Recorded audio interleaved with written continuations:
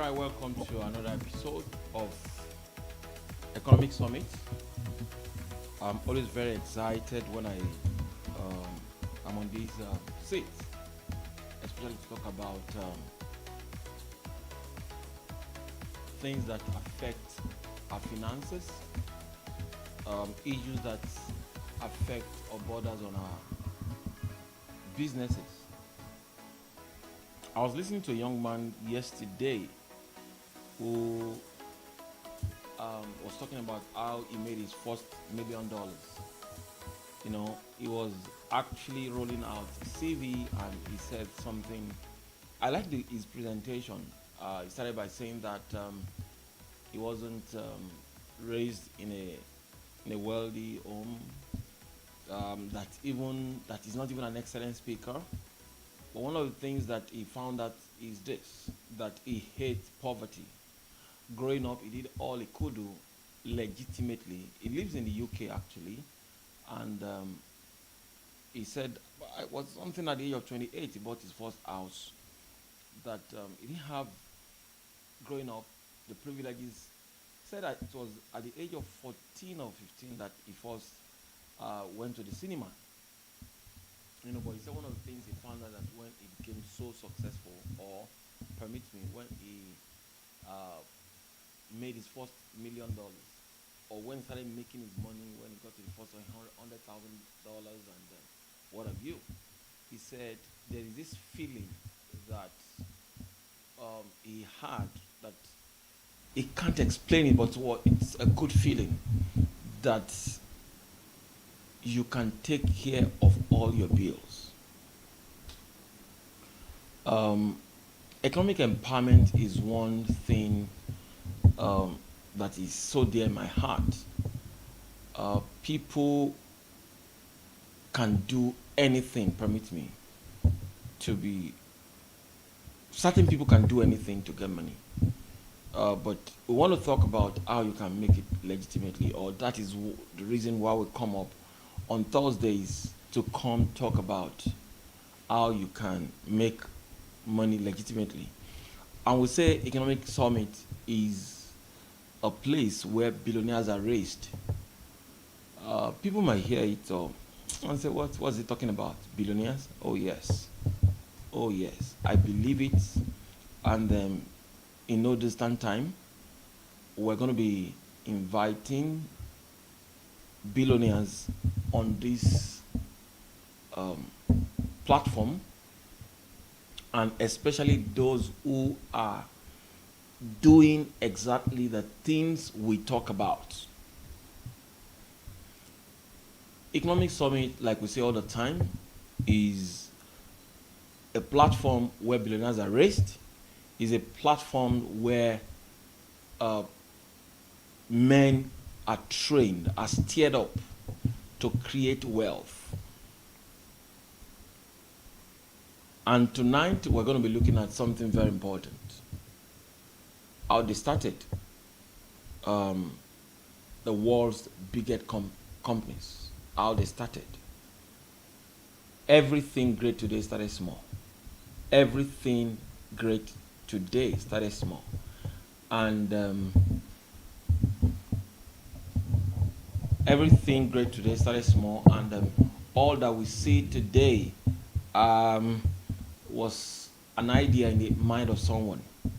And I read a lot of biographies, and especially biographies of successful people.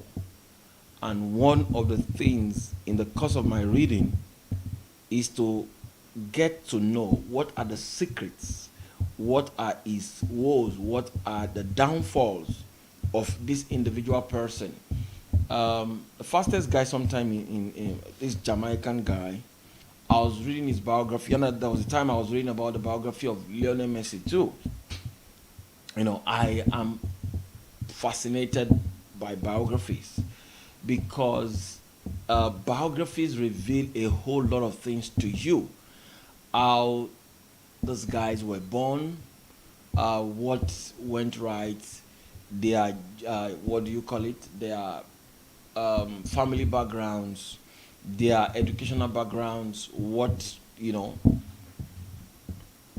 they did well things they did not do well, I'm always fascinated by that. And when you now see them get up there, like I said, Usain Bolton, I read Usain Bolt, permit me.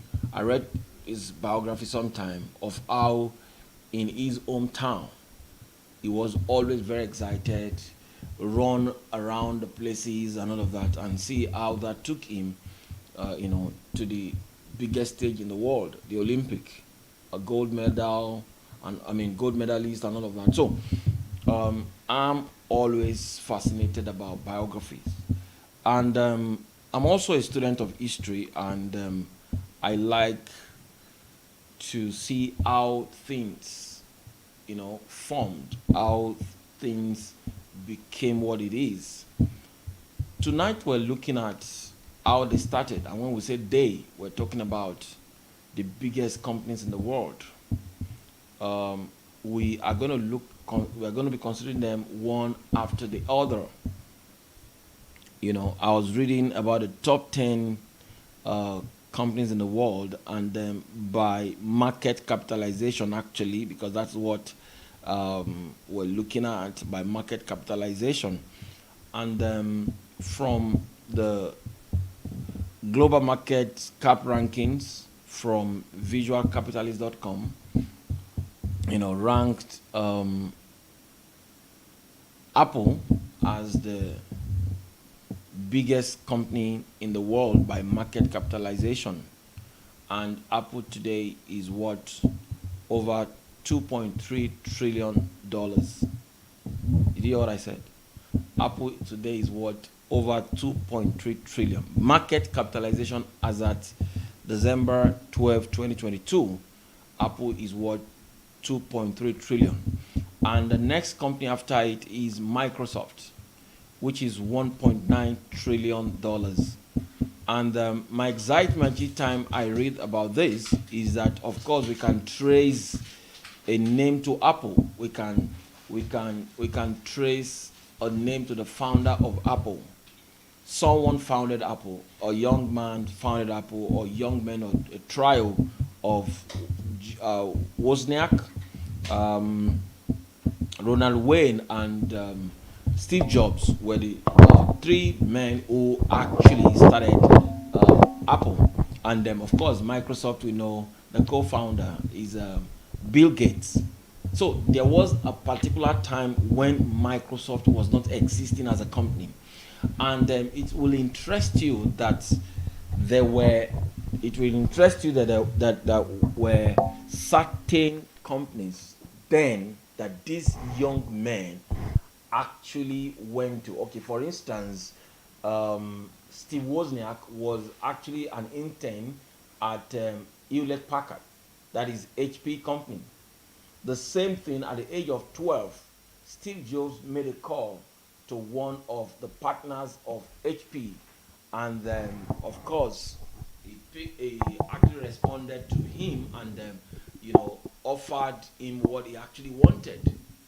But several years down the line, the same young man who was at the age of 12, who had never thought of starting a company, the company that he started is now far, ahead of the same company. Now we have Microsoft, and then the third company in the world by market capitalization is Saudi Aramco, which is worth $1.8 trillion is in the energy sector.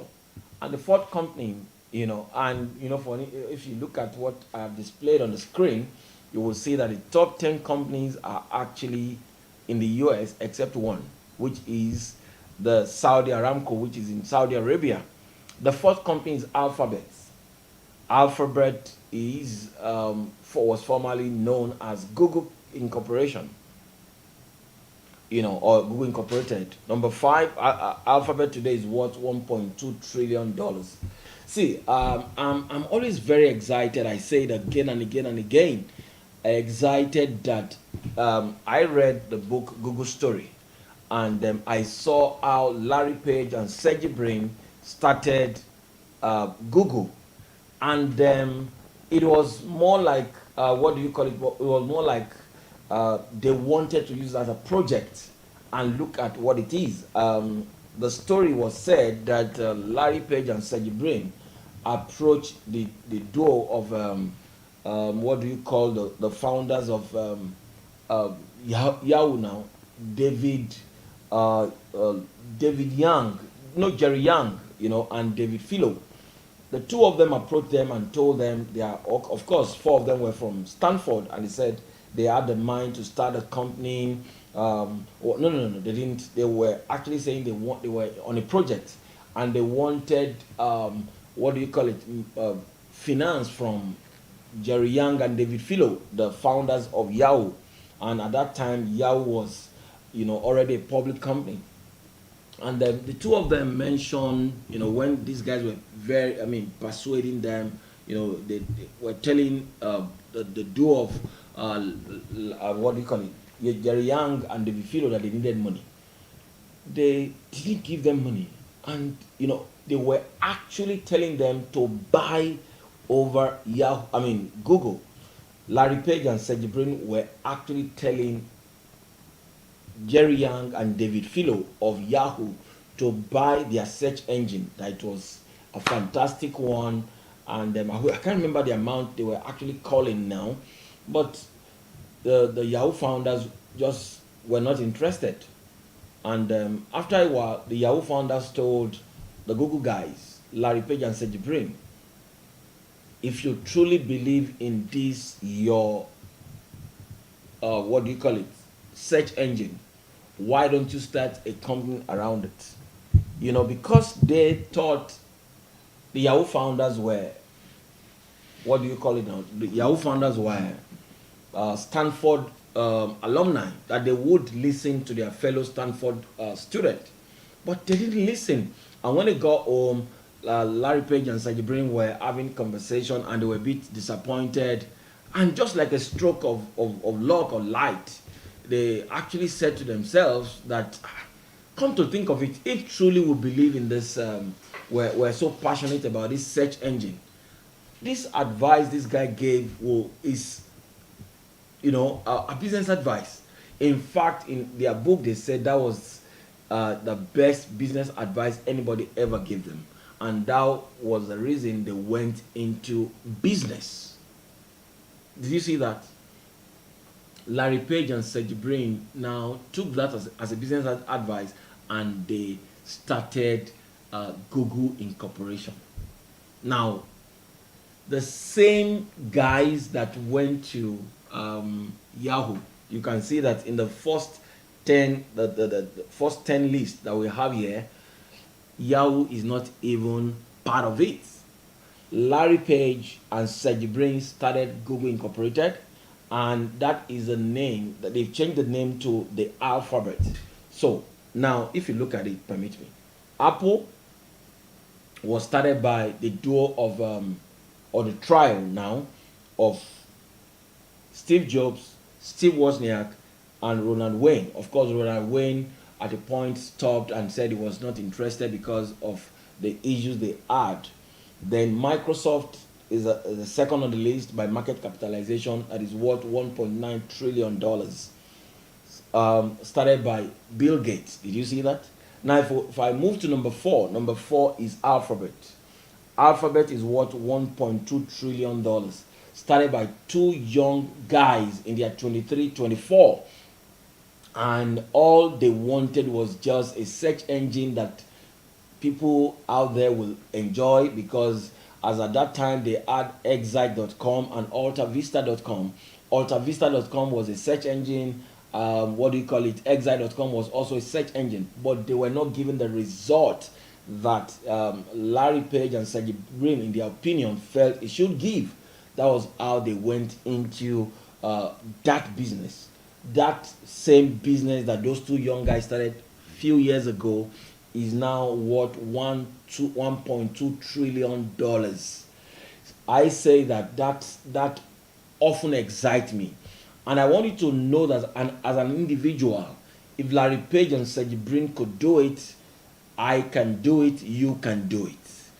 If Steve Wozniak and Steve Jobs could do it, you can do it. I'm going to be talking a little bit about Apple tonight because that's the first company on our list, and that is the company I'm going to be talking about. And you will see how these guys started. Today, okay, before me now is an iPad Pro 2016 or thereabout that I'm using. Now, they never thought in their mind at that time that we could have something as beautiful as this. You will see the first Apple product. But let me keep talking about the first 10, what have you, the first 10 company that I have here. The next is Amazon. Okay, we have not talked about Amazon on this platform. I've read everything store by that's a little bit of a little bit biography of what do you call it now, Jeff Bezos. I've read one click, that is like also a mini biography of Jeff Bezos, how Jeff Bezos started. He was working in a company and he felt, oh, this internet thing, I need to take advantage of it, and that was how he started. So all okay, for instance, Amazon is worth 924 billion dollars. That's a little to a trillion dollars. You see, Berkshire Hathaway, that is owned by what's the name of this guy now? I'll pick his name. You know, then the next on my list is Tesla. Tesla is worth $522 billion. Elon Musk. You see, so as big as these companies are, they were started by individuals like you and I that looked beyond what the everyone, you know, is saying. So it's the reason why we're looking at this topic, how they started, is it's not enough. For instance, I'm reading a book at the moment. Let me show you that book. I picked that book, I think, some days back, like 2 3 days ago. 12 months to $1 million. This is also a fantastic book by Ryan Daniel Moran. 12 months to $1 million.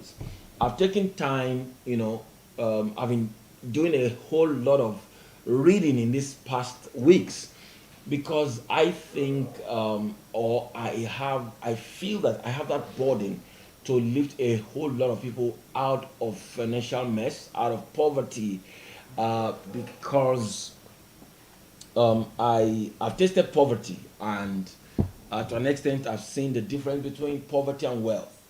Oh yes, everybody prefers to be on that wealth divide. So we're talking about the biggest companies in the world by market capitalization. Um, like I said, we're going to be looking majorly at Apple tonight. And one of the things we're going to be focusing, or two things we're going to be focusing majorly, are one, their failures, and two, we're going to be looking at the individuals behind the companies. How were they able to, overcome all the challenges? Because for a company to be worth $2.3 trillion, uh, they have not always had it right. Yes, and one of the things I found that is when I read biographies, I'm always trying to check the human side, their weaknesses. What are, somehow, because the way the media project them. When you talk about Apple company, for instance, it looks like a company without errors. It looks like a company without mistake, that they have always had it right. In fact, I would have loved to show us a 1 2 minute video of where, what do you call it, Steve Jobs was talking about his failures. That he, anyone who is afraid of failing cannot become great in life. We cannot overemphasize this. Now, the reason we are coming here on Thursdays to come and stir something in us is this: you as an individual, can overcome your limitations. You can overcome whatever that you have gone through, and you can become the owner of a company that will touch every face of the world. You can run $1 billion company. You can run a multi-million dollar company. You can be an employer of labor in their thousands. When Apple, for instance, started, it was just the trio. I've mentioned their name: the Steve Jobs, Steve Wozniak, and Ronald Wayne. Three of them, But like I said, at a point when they were stocked and money was not available, Ronald Wayne was quick to, take off. I mean, he just said he wasn't cut out for this, and he left. He left Steve Jobs and Wozniak. Wozniak to go ahead with whatever it is they were doing. How did they go from just two guys to the story that you're going to hear tonight? How did they go from okay, now let me quickly say this.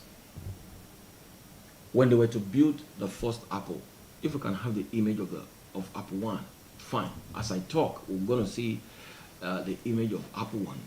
Now, when they were to build the first, what do you call it? First computer system, which we call Apple One. Steve Jobs and Steve Wozniak didn't have money. According to history, what the two of them had that they call their prized possessions. Now, Steve Wozniak has a scientific calculator, and Steve Jobs had an old rickety minibus. That was what they sold to buy the equipment they needed to create the first Apple computer. That same company is worth well over $2 trillion today. But when those guys started, their prized possessions were just scientific calculator and a minibus. When that first computer was sold at about $666 or thereabouts, or $700, they needed to create or produce more. And to let you know, those products didn't have, what do you call it? The first Apple never had a monitor. They just actually used something like a TV, to represent a monitor. Never had a monitor. Not even, what do you call it? A keyboard. So when the first buyer ordered for 50, what they presented was just something very funny. The guy was a little bit disappointed. But this guy never gave up on their dream. That is what we come to do every Thursday, to letting you know that Apple is worth well over $2 trillion today. But when the founder started, when they wanted to build the first Apple, can you just look for Apple One? Just search for Apple One, and you'll get it, and you see. I want everybody to see that. Now, you will see the image of Apple One. Yes, that one. No, next one. Yes, this. Now, that was what they created and sold. And when that was sold, Steve Jobs felt they should create another. And like I said, it never had a monitor. It never had a keyboard. All they had was just one rickety thing. But they never give up. Steve Jobs encouraged Steve Wozniak, let's build another. Then they, built about 50 of that. Now, when that was sold, they needed to continue the business. They had to source for money. The guy who gave them money gave them $250,000 to take 30%, one third of the company's share. You know, so now today is a different kettle of fish altogether. So I'm encouraging someone out there that you mustn't give up on your dream. And I'm not talking about a dream of becoming the best employee in your company. No. Oh yes, as good as that is, I know that you can become um, an employer of labor in their thousands, and you can have that company irrespective of your location in the nations of the world. When we talk about Steve Jobs, we talk about somebody from the US. When we talk about Jack Ma, we talk about someone from China. We can keep mentioning their names, and they are located, in different geographical places in the world. They are located in different continent of the world. So it has nothing in particular to do with locations. Of course, we've seen from the book of Outliers that talked about, okay, how environment plays a major thing. Yes, I agree. But you can live beyond those limitations. You can live beyond those limitations. Now, from what I have shown us, Apple today is worth well over 2.3 trillion. Let's look at, because of course for some of us, all that we have heard of Apple has been that Apple come with a revolutionary idea or product. When Apple comes up with a product, and of course in 2007, that was when Apple got into telecommunications, bringing their, what do you call it, their smartphones. And I read that when Apple talked about that in sometimes in January, Apple never released their smartphones until June. 2 days prior to the release, people were already at Apple headquarters. In 24 hours, it sold over 600,000, units of that. And in in 2 months, 6 days to be precise, it sold well over a million products. Of course, it looks like whatever Apple touches, company Apple as a company, whatever it touches, you know, is gold. But I want you to know that Apple had a share of failures. Just like I read in the book of what do you call it? Do we want to show that now? Okay, look at this. Is the Apple One, for instance, the first Apple computer that Steve Jobs and Steve Wozniak produced. Did you see that? He had to connect an old typewriter, got a TV, what do you call it? A television set, and then some, I can't place the name of this thing now. That was the first Apple product. Did you see that? That was the first Apple product. So I want you to know that if the idea you have look to some people as like you're stupid, yes. Oh yes, everyone who wants to come up with a product that will change the world sometimes are called stupid. As a matter of fact, Steve Wozniak was an intern at Hewlett Packard. That's HP. Of course, all the HP we talk about, HP laptop and what have you. He was an intern at the age of I think it was 26 or thereabouts, and then he sold the idea of a personal computers to HP, but they told them, the duo of Hewlett and Packard told him that they were not interested, and that was how he met Steve Jobs, and Steve Jobs encouraged him and said, yes, we can turn this to a business.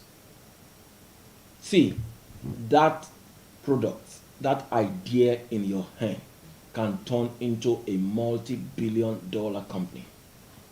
And I mean it. I'm not exciting you. I'm not, if like I said, if you call it motivation, if you call it inspiration, let it just move you from where you are to the next space.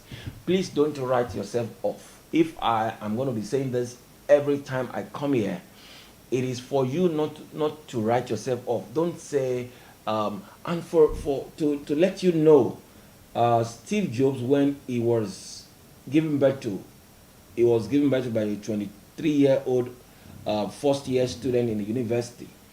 And at that time, the the young girl wasn't ready to be a mother. The the father wasn't ready to be a father. I mean, to be responsible. So they had to give him up to for adoption. So Steve Jobs was given up for adoption at that age, and he was even given birth to by a Syrian parent. So what am I saying here? That young man was given up. They never wanted him. The same story goes for the founder of Oracle, Sun Microsystem, before he changed it to Oracle. They were tagged as like an outcast. Steve Jobs' parent, adoptive parent, said that they were going to send him to school. They said to themselves that this young guy will graduate from the university. But when Steve Jobs was done with, what do you call it, with his high school, he gave his parent conditions that he was going to go to attend Reed College. And Reed College at that time in the US was one of the most expensive schools. And he told them is either he go to Reed College or they should forget about his school. Funny enough, Steve Jobs attended Reed College just for a semester, and he said he was done.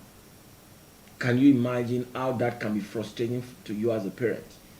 Now, but from there, he was passionate about business, and kept meeting friends who could, be interested in whatever business he wants to do. Now, let me quickly take us through 20 failures by Apple.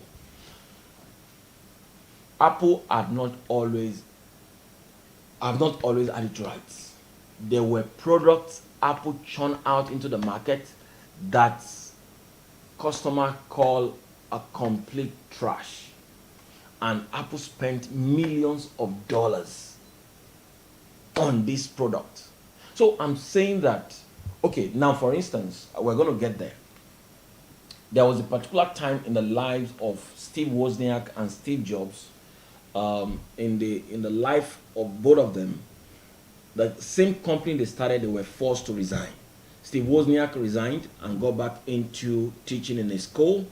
Steve Jobs was a bit edgy because he invited the executive, he invited a guy.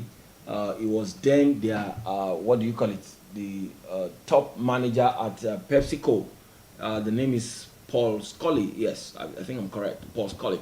And when Paul Scully got into Apple, he and Steve Jobs had it very rough until he appeared at the meeting with the board and said he has a decision to make, or he has something to say. It's either the board picks Steve Jobs or one of them will leave.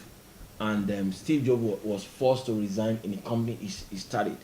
And he left the company with about $7 million to start another company called Next.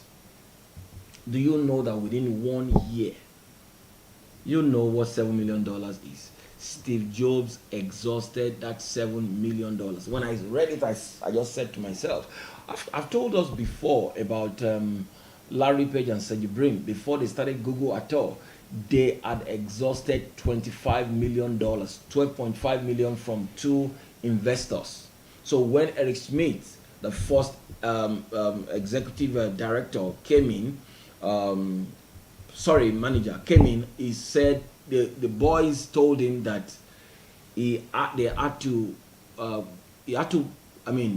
invest $1 million in the company. Without that, he had nothing to do. I mean, they would not bring him in.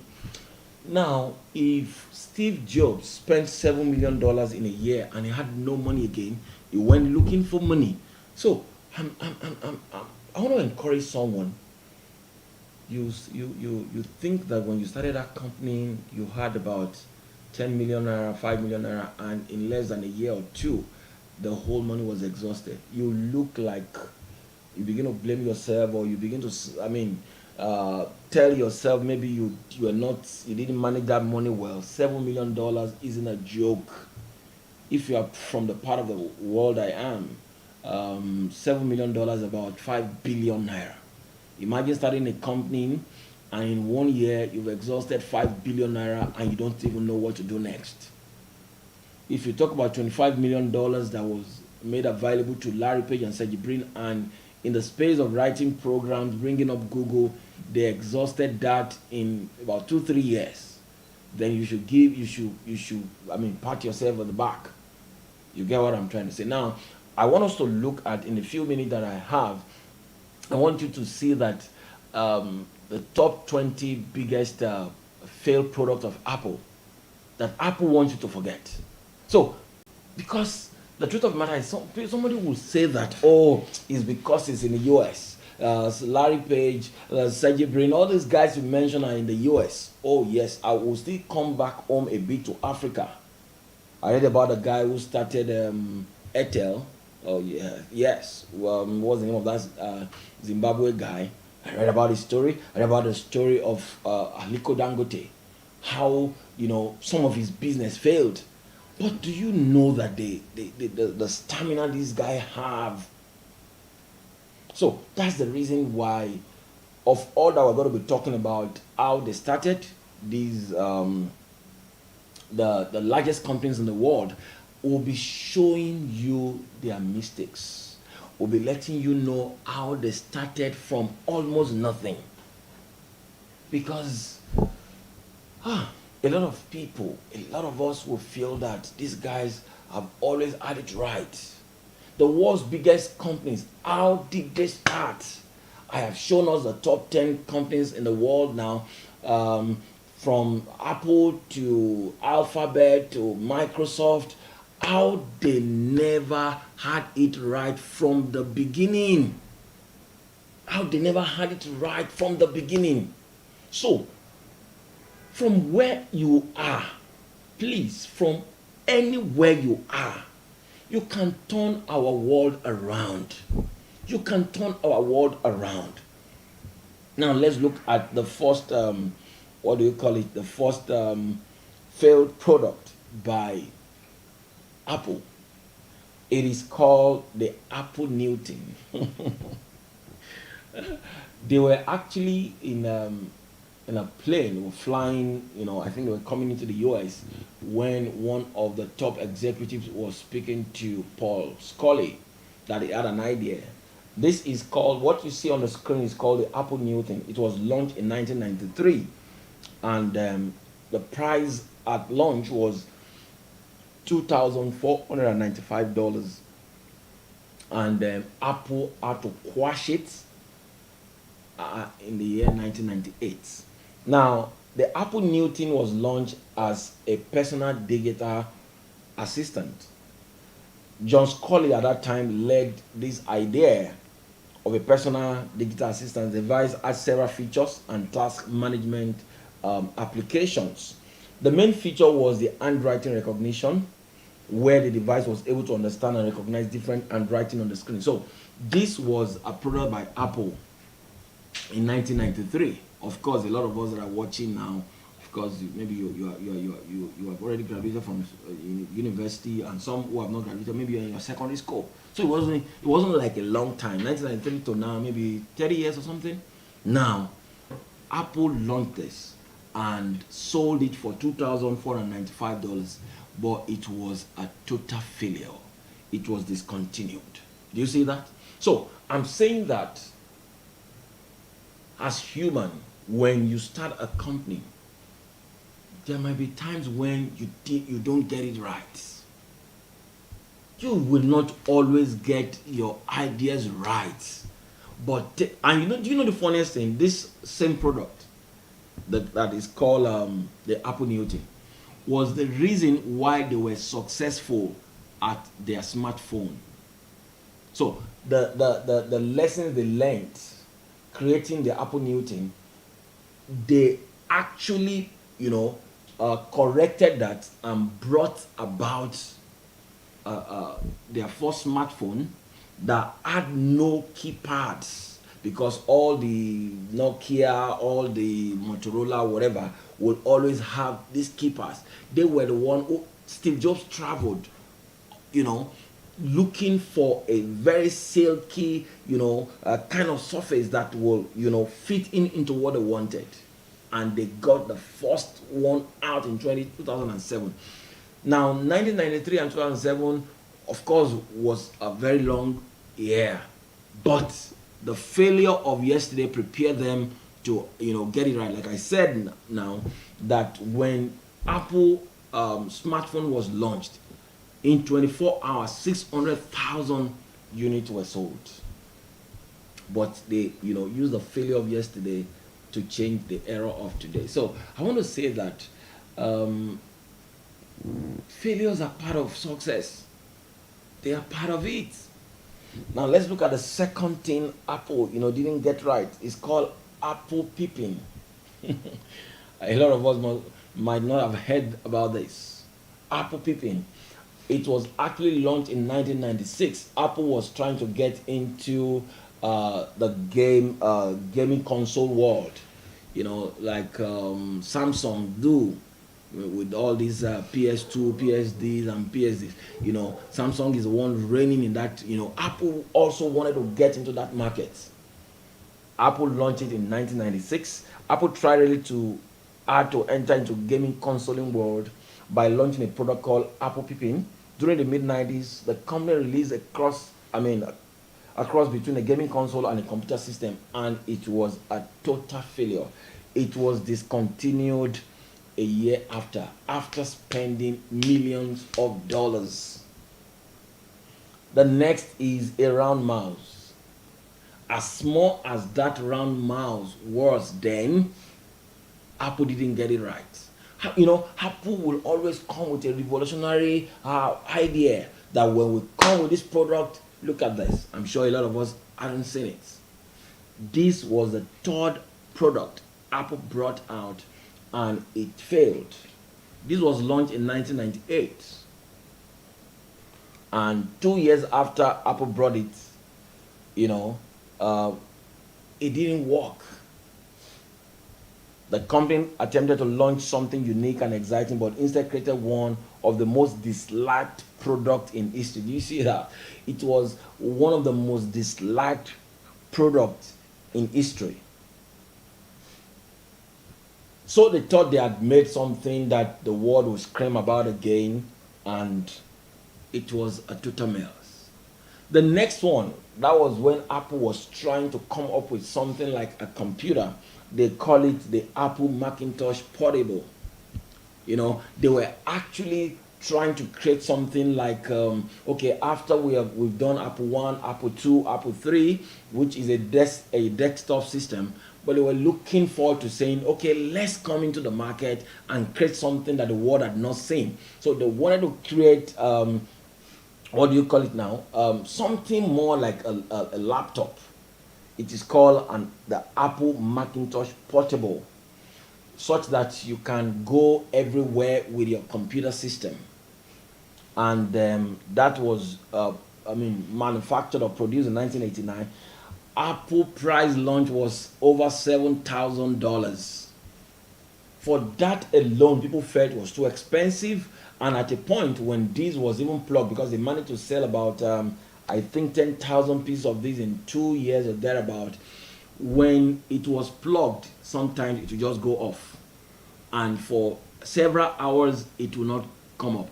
Would you ever imagine that there was a time in the story, in the history of Apple, that they created a product that people call a total garbage? That they never, even at that time when it was $7,000, Apple reduced the amount to about, I think, $1,500, but people never bought it. So what am I trying to say now? I'm coming up with 20 failed products, not two, not three. I mentioned to us about Isaac Newton when he conducted over 10,000 experiments, and he was approached and said, you conducted 10,000 experiments, you tried to, he said, I know 10,000 things, 10,000 experiments that will not produce an incandescent bulb. So success is actually created from failures. The next is the Power Mac G4 Cube. Very fantastic looking, product. This was launched in the year 2000, and the price launch was actually $1,600 or $1,599. The cube shaped computer, it was actually cube shaped computer, was aesthetically pleasing to the eye, unlike the previously mentioned round mouse. This was good, but apart from the looks, nothing was special. The device was not well received and everyone hated it. The system did not the system didn't have any monitors and was extremely expensive. After a year, the product was discontinued because it failed to impress Apple fans. So there was a time in the story, in the history of Apple, when they made product and people felt it was a garbage. It was not meeting their needs. The Apple that we talk about that is today worth $2.3 trillion. Don't make that mistake that whatever it is that you're doing and is not getting it, you're not getting it right. I read a story about a woman who actually, I'm trying to pick she had two business failures, and she just gave up and went into a paid employment. Not until he got into the bedroom one day and the whole thing was littered. The husband littered the bedroom, and she was looking. Oh, no, not littered. Permit me. The husband just used the toilet, and everywhere was smelly. So she ran out of the place and thought to herself, "What if this is a public toilet and people needed to use it?" That was how she started with an idea of a perfume that when it is placed in the bowl before you use the toilet, by the time you flush, it kills all the odor. And in 2 years, I think she sold well over $400 million worth of that product. I think it was bought by Johnson and Johnson after some time. So your failure sometimes. I read about a guy who made. There was a time he launched a product online, and within 24 hours he made $1 million. He was interviewed and was asked to tell the secret of how, I think I read that book in the book written by Victor Ansen, 1 Minute Millionaire, the guy who wrote is it Chicken Soup for the Soul or something, that series. I'm trying to remember the title of the book well. Now the guy said he had launched over 14 of that product that failed. So sometimes when you see people that are very successful, ask them of their many failures. I told us of Elon Musk, who launched his what do you call it? What's the name now? For 3 unsuccessful time, rocket to the space. That's it. Launched his rocket to the space. 1, 2, 3 times he failed. The 4th time was when, and at the last time, the 4th one, he said if he had failed, he would have gone bankrupt, because that was everything he had that invested into it. That was, how his life changed altogether. So the next is the U2 iPod. So there was a time in 2004 when Apple launched out after the first iPod that was launched. Came up with this red, what do you call it there, and was sold for $349. Apple attempted everything it could to make these a hit products, but no amount of marketing or promotion could save it. They collaborated with U2, a well-known Irish rock band, to release that iPod. With a red-colored button wheel, U2 song featured and signatures of all band members on the back, the branding was spot on. It was designed for fans, but it failed to impress the general public because it cost $50 more than the standard model, and that was how it went off. That was a failed product. Another product, Apple created was more like, okay, let's create something that looks like the iPad of today, or the what do you call it, the um, laptop. It was called Apple eMate. You know, it was launched in 1997, and it was sold for about $799, and it failed. You can see that, and they were fantastic products. Money was spent, millions of dollars. If you look at this, they kept coming up with product within the same time, and they kept failing, but they never stopped at their failure. There was a time Apple also created Macintosh TV. Of course, today we have an Apple TV. So every failure, every of their failed product, they will always sit down, work at it, and improve it. This is what you see on the screen, is what was, they called Macintosh TV, and it failed. The same thing, eWorld. Maybe let's just get to the Apple 3. Apple 3 was also a total failure. Apple 1 and Apple 2, sold massively because it appealed to their customers. But when Apple 3 was out, it was a total mess. In fact, that was what led to Steve Jobs and Steve Wozniak exiting Apple, the company they both started. So they have had their shares of failures. They have had their shares of failures. Several times they've, Apple 1, Apple 2 was a perfect, were a perfect product. But Apple 3, people felt it was too expensive, and all of this.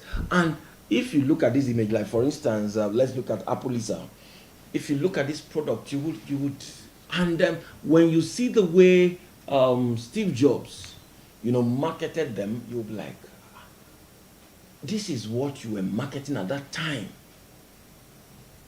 I read the story of Orville and Wilbur Wright, a guy who invented the flying machines. If you see what they created as aeroplane that we call, aeroplane, was actually, they call it a kite, and that's, was able to fly for 59 seconds. So I'm saying that for every great thing we see today, for every, in fact, there was a time when Apple was launching it was it Apple 1 or Apple 2. Bill Gates was at Apple's headquarters just to have an idea of what they were doing. He had not created his DOS at that time, his disk operating system.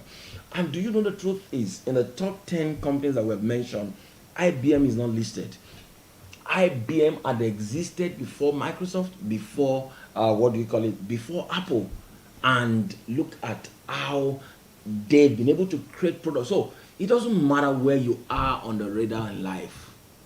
All you just need to see, and the thing I'm clamoring is, let's keep reading materials. Let's keep listening to things like this that will stir up something in us.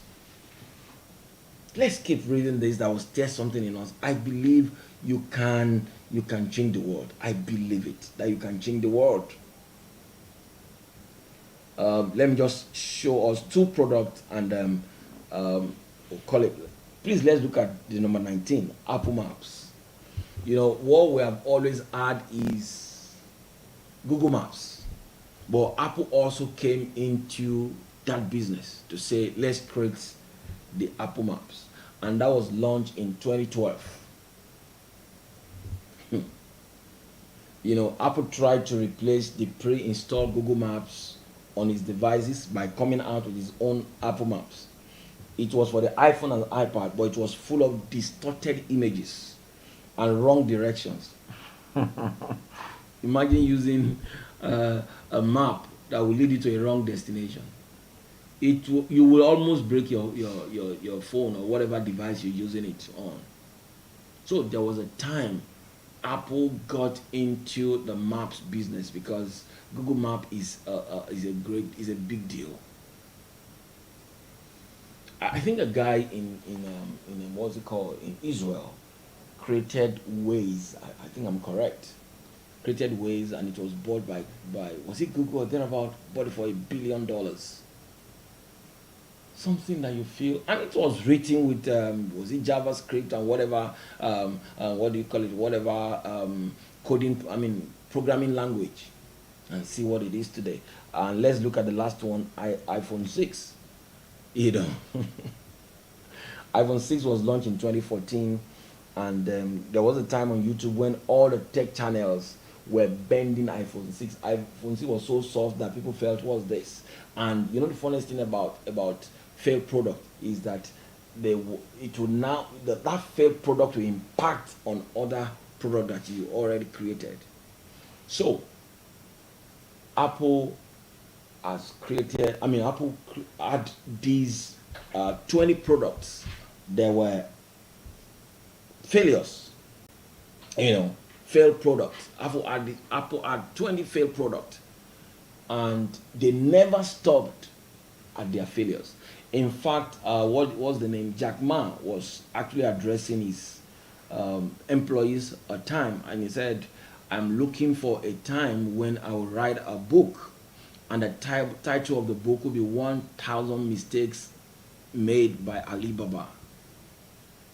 So there is no big tech, no big organization that have not made their own mistakes.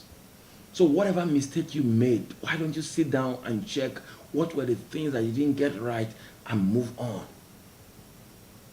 So I told us how Apple started with the trial of Wayne, Steve Jobs, and Steve Wozniak, and they never had money to actually build a first Apple product, Apple One.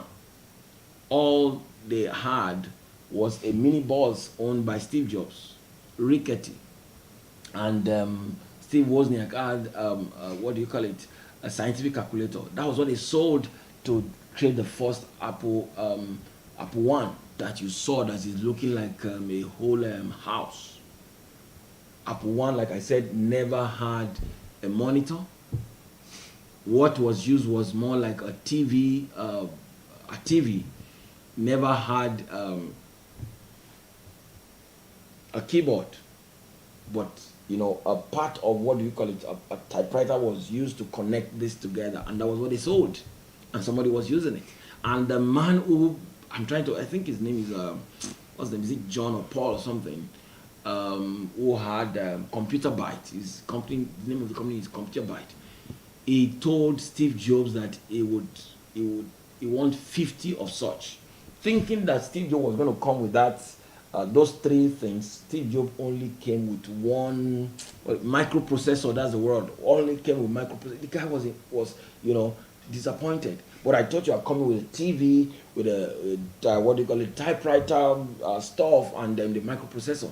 But he didn't come with it, and the guy ordered for 50 units at $500 each. That was, their first major breakthrough. And from there, they got is it Mark Cooley or something to give them $250,000, and that was how they started when Apple went public. Apple made over 300 person a millionaire. By the age of I think when what do you call it, when Steve Jobs left Apple and went to start his other company Next, he became a billionaire because he owned 80% of that thing. The same guy that was sent out of the company he started. So I want to encourage us tonight that you are more than the person I am seeing. You are more than the person I am seeing. You can build a world-class organization. You can build a world. Don't ever say, I'm done. So Steve Jobs and Steve Wozniak felt what they would do was to start with a computer, a personal computer. But they also have delved into computer peripherals.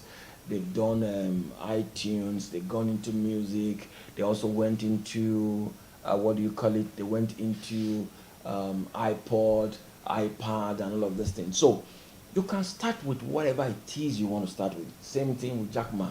Or all he wanted to do was just what's the word? Just to make doing business easier for Chinese business people. And look at it today. He has like what do you call it now? A finance company. He created a product that the all the people who do business on what do you call it now on Alibaba used, and it's a $1 billion company. So I want to encourage you. Don't stop at what you're doing, and don't write yourself off. Don't write yourself off.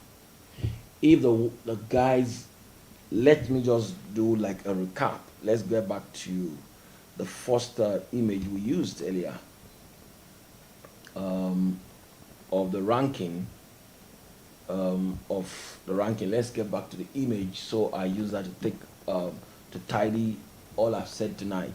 Now, for instance, we mentioned that the top 10 biggest public companies in the world. You know, number one is Apple, that is worth 2.3 trillion. The sector is technology, and is the location is in the U.S. Now, this was found by young men whose prized possessions were just their calculator and a rickety van. That was what they sold to start the company. And today the company is worth $2.3 trillion, and they have had their own share of failures. I've only talked about failed products. They also had leadership failures. They were just moving from one person to another until Steve Jobs had to return. So you will not always have it, right. Somebody said when everything that you're doing is just getting smooth and smooth, when you, for instance, you finished your college, I mean your higher school or secondary school, and the next day you're in the university. Well, as soon as you are done with the university, the next day you got a job. As soon as you got a job, you buy. I said you should tap yourself. You must be in a dream. That everything is going on smoothly. It is a dream that you will see yourself riding a bicycle, and by the time you are parking in front of your house, you will be coming down from a limo or a Lamborghini, and maybe the house you left is just a room, or you were sleeping on a couch. The next time you see yourself in a 10, 20 bedroom mansion. That can only happen in a dream. Now you see that Apple is worth over $2 trillion, but when it started, I think it started in 1976. That's over 40 something years ago. When it started with just two guys who were just trying to beg people here, beg there, beg there. Steve Jobs became a billionaire in dollars before he was 30. Microsoft is worth 1.9 trillion. Maybe we'll talk about Microsoft next week. I'm going to be coming up with this until somebody can decide, okay, in fact, the reason for coming with how these guys started is so that you can have an idea of the business you want to do. Like this is one of the things this book is doing. There are so many people who have started their companies, and is giving examples of how they started. Like the example I gave about that woman who developed a PEF, or what do you call it now? Yes, develop a PEF that you will pour a little in the toilet, your toilet bowl, before you get to sit. I mean, before you get to poo, because the husband actually messed used the toilet. Permit me, not messed. Used the toilet, but it was a bit smelly. She couldn't, enter. So she thought to herself, what if this is a public toilet and people had to come use it over and again? That was how the idea of that business started. Several business ideas in this materials. I'm not sure if we're going to be reviewing this book soon. This is a book I'm reading, and then of course few books. I'm reading a book now. I mean, another one like that. Insight, powerful, inspired. Sorry, powerful book. So I want us to what's the word now? Please keep reading materials. Keep becoming, because before you can build the biggest what do you call it? The biggest public companies we're talking about, you have to become that person first. So all that we come to do is just to steer you a little bit, steer you today, steer you tomorrow, steer you today, steer you tomorrow, and then you can decide to say, okay, I will start this business.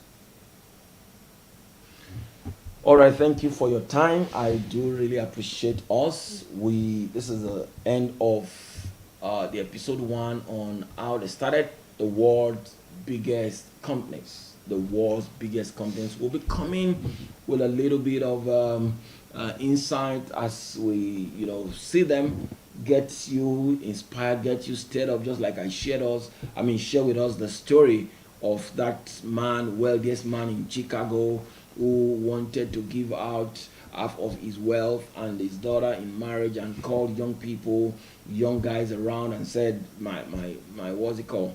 This swimming pool that you have here, this pool that you have here has crocodiles that I have not fed in days.